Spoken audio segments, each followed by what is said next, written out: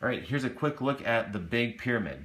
So the first thing we're going to do is we're going to put some categories inside of our questions. So if you want to select different games, there's 5 different game modes here, or 5 different games, and then 5 different winner circles.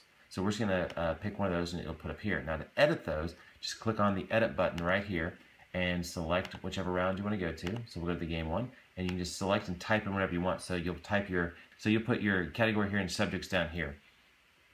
And then so one of these right here would be for what would typically be one game on the TV show. So you can have up to 5 of those. So you can play quite a bit with this without going back and re-editing.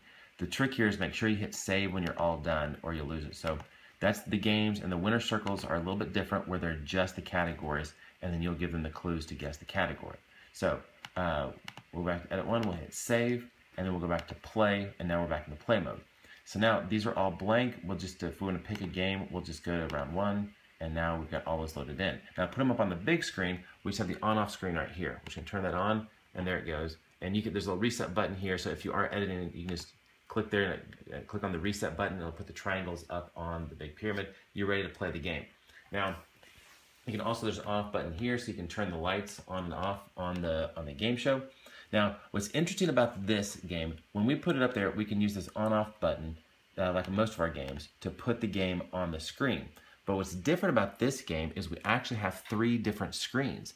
Because in the game, there's the big pyramid, and then there's a screen for each one of the contestants. And so the way that works, if I turn it on, that would be with the contestants. That's where the clues would come up for contestant 2, and over here at contestant 1, I've actually got it on this iPad over here. Now this is connected via USB. I've got an app running called Duet that I can actually run this game onto an iPad as a secondary monitor. So, but if I didn't want to, I can have two Thunderbolts coming out of here and an HDMI, so I could have 3 separate monitors all running off one computer. So it's kind of crazy, and you can select which one you want just by selecting here. So if I want to put that screen there over to this guy here, I can just select whichever one of the screen I want and pop them over there. Now if you only have one screen, you can just put all of them on the same screen and just toggle them on and off and play this whole thing on one screen.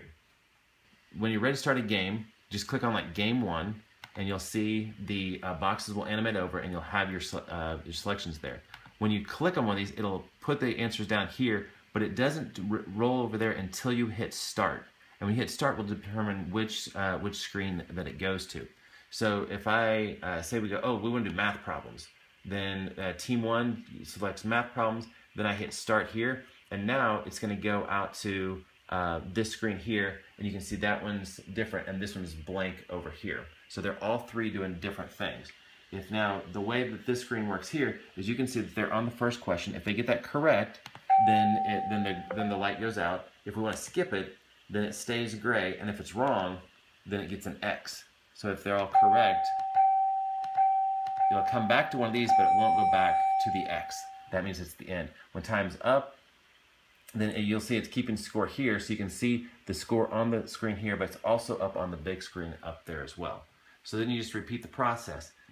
We'll go things at my desk right now for team number 2, hit start, and now that's going to roll over, and you've got the questions popped up over here, and it's not popped up over there.